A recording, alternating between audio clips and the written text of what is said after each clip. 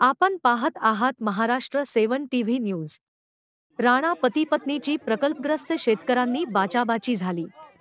Railway वंगण कारखानाचे लोकार्पण प्रसंगी घडली घटना बडनेरा येथील रेल्वे वंगण कारखान्याचे लोकार्पण सोहळ्यास प्रसंगी राणा पती-पत्नी सोबत शेतकऱ्यांनी बाचाबाची झाली।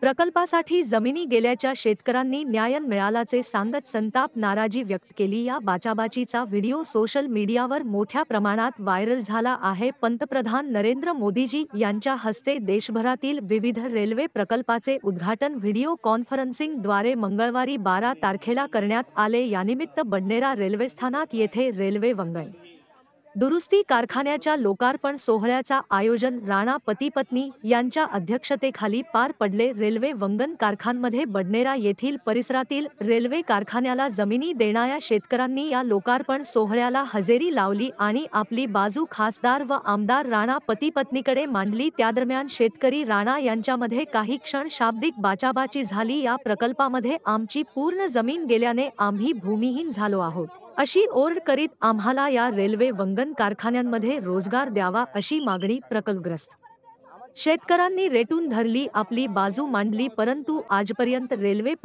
प्रशासनाने तसेच स्थानिक जिल्हाधिकाऱ्यांनी दिलेल्या शब्द पाळलेला नाही। त्यामुळे शेतकऱ्यांनी आपली नाराजी दाखवून दिली व आम्हाला न्याय मिळवा अशी मागणी केली आहे। महाराष्ट्र 7 टीव्ही न्यूज मुख्य संपादक जयकुमार बुटे।